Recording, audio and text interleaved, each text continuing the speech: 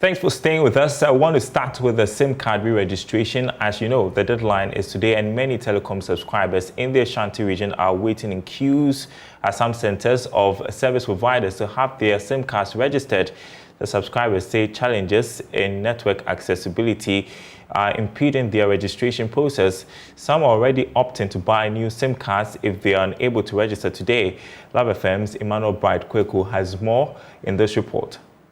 Today marks the deadline for the SIM card re-registration exercise across the nation. And here in the Ashanti region, I am currently at the Susanso MTN branch, where, as you can see, there are lots of people who are hoping to have their SIM cards re-registered. We've been interacting with some of them, and here is what they've been telling us. I have a man with me here. He's going to share with us his ordeal. So, Daddy, tell me now about Hasi. You do answer 7 crowd. Now, oh, by then, or Maka. The card I was using was for my mother, so I had to buy a new one. I've been here for almost an hour to register the new one. At the same time, my top of the Makaka top of my able money be I'm receiving some brand register. Be almost 1 hour. The father no so many years so na ya to be better proud don't to win him man to be here imagine my they said they drive to 1 hour no more a year no full car akọ that's problem. But so when to end so deadline when to register then I'll be and so the one is a major ba no problem 7 o'clock. I came here around 7 a.m. They took my Ghana card. I came here around 7 a.m. They took my Ghana card and I've since not returned it. I want to even go to work. I'll buy a new SIM card if I am unable to register. Before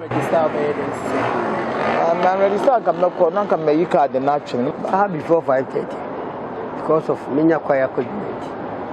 My trans service up to now service. I came here before 5:30 a.m. I've been here since morning, but they say the service has jammed. I'll buy a new card if I am unable to register.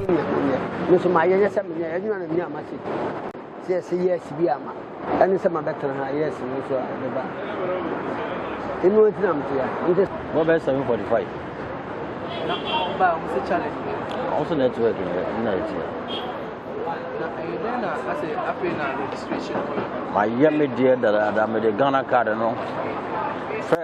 I have already registered, but they told me the card wasn't linked to my SIM card. That is why I am here. They are coming a phrase, a merchant land, a company land, but the Ghana card and any business certificate. I'm here, I don't have a Ghana card. Still, I already say I didn't have. The reason why I'm So most of these telecommunication subscribers are hoping that the network will be restored so they have their SIM cards registered before today ends. From here at Susanso, my name is Emmanuel Kwawu. Emmanuel Kwawu there with the situation in the Ashanti region. The story is no different here in Accra, where registration centers are witnessing long queues. Here is JoyNews' Michael Ashali. I just came here today. Just came here today. But why are you not coming to register your SIM card? Because I don't have the Ghana card. But now you have your Ghana card? No. So how are you going to register?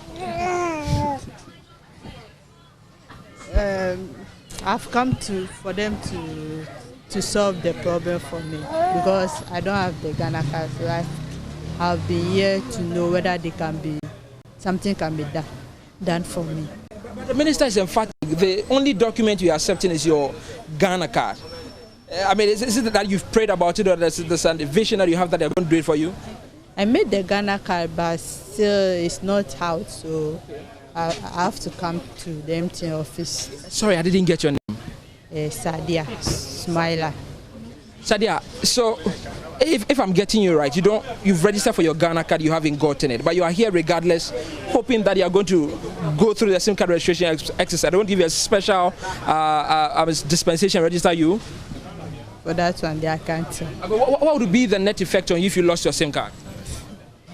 I will lose a lot of contacts and even lost plenty job because I've been expecting some job out to be called me.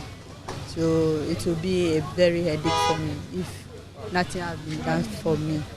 Sadia, thank you very much. Yes, so Sadia here is hopeful that they'll register her regardless whether she has a Ghana card or not. She's not the only one here. Mommy, how long have you been coming here? Well, she wouldn't speak to me, but this is the other telco. At least I see some people seated outside here waiting their turn to register their SIM cards. Yeah, some of them, I want to believe, have their Ghana card. How long have you been here? Okay, great. Some of them wouldn't speak to me, but I guess some people who are willing to do that. Okay. I better say, so buya me bat 8 o'clock. Me free at 3 o'clock. Me sanka. And that's my samba. Me better musa. Ma to me store. Free anwa na me be me store. When untina me better say so. Almost not to a Kenya Juma. Till ya to musa ya nimu dia baye. Inti ndroba inshunable and that's why another 3 days me ba ma ba ya la sa no po dia me du onu ya se Ghana car ampa me refi me Ghana car ntimanfa ana me san ko fie anu asoso ma samba anu me du 8 o'clock me tina mo sa bo 3 o'clock ansa na me free omo so no to akanya adwuma ana me so ko ye ana pa we asoso ma samba me du 8:30 tina me to omo so no to akanya adwuma ntina ye to no. And then what's about habium? I know me ba. Another 3 days me ba. I know asu me ba. And nesu so ma ba. I didn't know now about SIM card register you. My ya did that. So na no mo block no more block media. We say ambassador munte was min samba ye. Ntina ma samba no. This is an obey then omu twemo e. Ah so omu twemo dey samba fro mo so anya omu kwa na omu ye we no. Ma kwa life fro. Now she tells me that she's been here for a couple of days.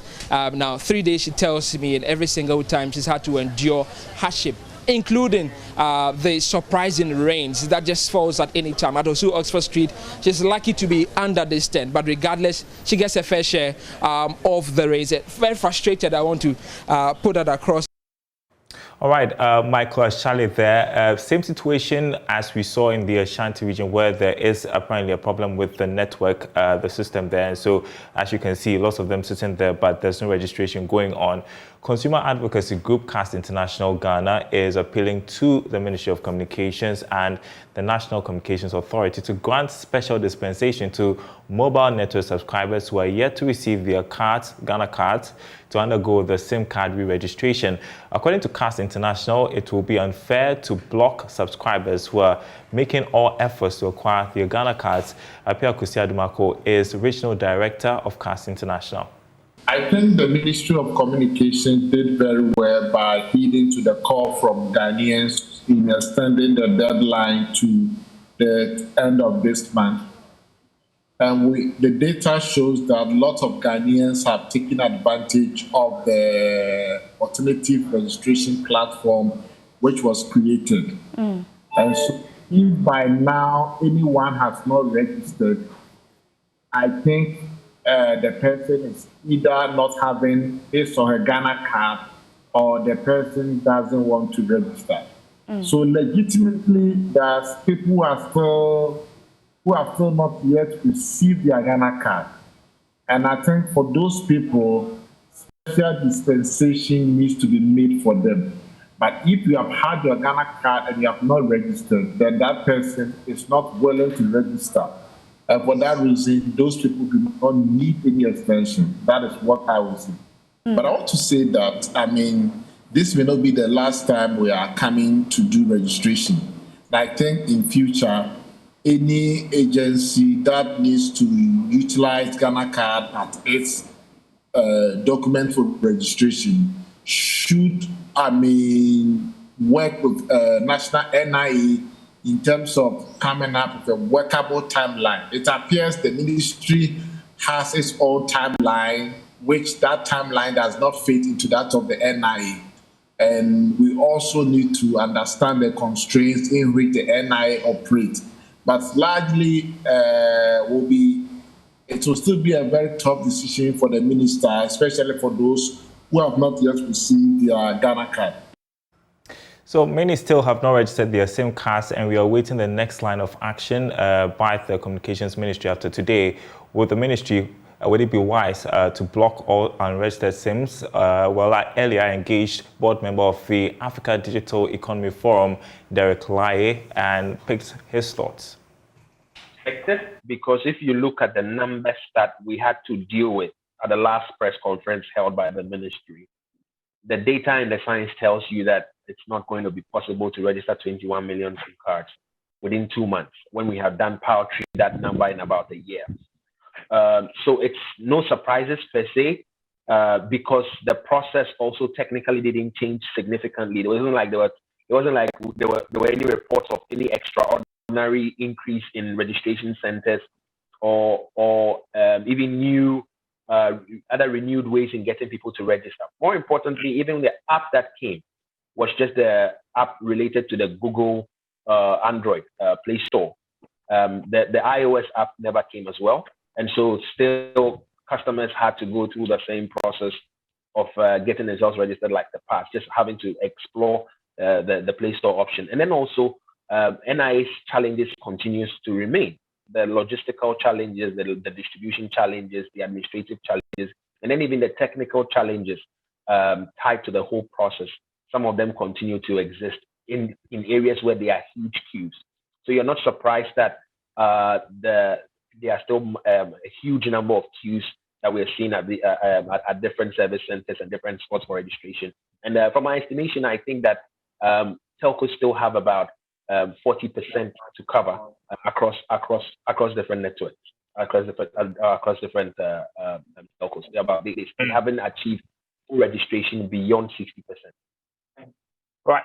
So what do you anticipate will be the next move by the Communications Ministry? I mean, there are some others that are suggesting, well, locate those who have not genuinely gotten their Ghana cards and spare them any penalties. What do you suggest? That's the same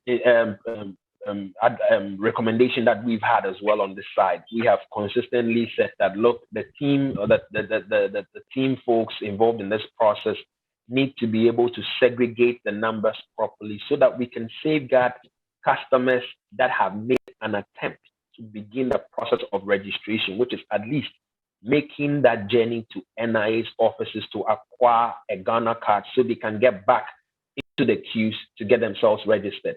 If you go with the wholesale approach of basically just deactivating numbers that have not achieved full registration, and that's just it, without looking at the numbers, it would be unfortunate. I would not think it would be just and fair to a lot of the people who genuinely cannot achieve or cannot acquire their Ghana cards to complete the process.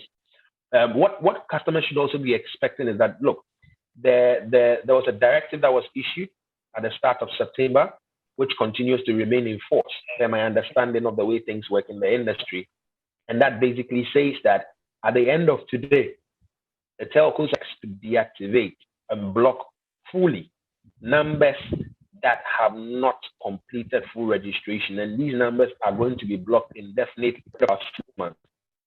Not have voice calls working. And when I say voice calls, it's not just not to calls, but they cannot also receive calls from external people. They cannot receive calls, outcoming calls. They're going to have their data services equally blocked, and they're not to be able to get internet on devices. They would only have access to what I believe is IVR services and then SMS services, so that they can go to within the 6 months, if they decide or are able to get or acquire everything required to get them registered, they can be able to go through the process, because it will require the SIM card, the SMS and the IVR functions or functionalities to be able to get themselves to link and basically complete the process of registration within the 6 months window period from the 1st October block directive, as we know it. Do you think it's something that the ministry can carry out, the National Communications Authority for that matter? There are so many technical challenges associated with such an exercise. Just take a step back to just 2-3 weeks ago, when they tried to even tamper with block cameras. If it could be done, it was done in batches, and so that tells you about the technical difficulty in it carrying out such an exercise. And so, first of all, even that's going to create a lot of challenges. People are facing different types of difficulty. And let's be honest, if we're still going to block people that have properly registered, because there's also a legacy database of customers that were told that no, they had to be migrated to a different lab, and that has also not been tackled, and they run into the 300,000 customers. So I don't think that, first of all, I don't think that it's fair to do that, because I still think that a huge number of customers that need to be taken, they are in the millions. And then I also think that the implications of taking down these numbers is dire. It's not just dire to the service providers. It's not just dire to customers. It's equally dire to government. The time when government requires very, very need CST, e-levy, and all kinds of taxes at the moment rate. And it's important that to keep economic activity alive, we need to be able to be careful that we segregate properly and ensure that we are taking down numbers that need to be taken down just because they don't need to be on the system, rather than taking them down when there are challenges that we haven't resolved. Well, final question has to do with the suit that you and some others have filed against the Communications Ministry. What's the update on that? So we're basically asking a judge to pronounce on a suit that basically says that, is it fair to deactivate and block people by virtue of the fact that they cannot genuinely acquire their Ghana card at this time? And then also note that the NIA has consistently said by their heads that they are an agency that does not work with deadlines. They work in continuum. So with all of these challenges inherent, are you blocking people when the NIA does not recognize deadlines, and basically they are working based on their capacity as against the deadlines that are being given by another government agency? And that was board member of the Africa Digital Economy Forum, Daryl, speaking to me a bit earlier. You're watching The Marketplace. Today would be day 5 of the negotiations with the IMF, and the former president of the Ghana Association of Banks, Alhassan Andani, has cautioned that any debt restructuring under an International Monetary Fund program must protect pension and household funds. The advice is coming at a time that Finance Minister Ken Ofori-Atta has promised broader consultation should government embark on any debt restructuring. Mr. Andani has been speaking on PM Express Business Edition. The advice would be based on certain realities that I may not be privy to, but I will protect households. I'll protect households who have put their savings into these instruments. I'll probably protect pensions. But yeah, there are some institutional pools of money that went into the instruments for profitability. I would not probably hit the principle, but you know, profit expectations could be called into question. And it's no different from any time a particular sector of the economy gets an advantage and makes huge profits, the sovereign comes back and that's what they call windfall profits. So I can either tell you, no, this is windfall for you, so don't charge, or if it's a free market, I'll let you charge, make that money, but I'll come back as a sovereign and impose a windfall tax on that particular sector. So as I said, for me would be asset preservation for households, because households are impacted by several other things. Inflation, exchange rate, everything is gone up. Prices have gone up. So whatever people have already saved, let me not diminish that for households. But there will be sectors of the economy who have pooled resources and are taking advantage of a very high interest regime to make higher profits. If that is what we are looking at, that would be manageable, but don't diminish principle for, let's say, pensioners and households. While in other news, farmers and manufacturers in the Bono region say with the right support, they will be able to expand and add more value to their yields to meet both local and international markets and create more jobs for the teeming youth.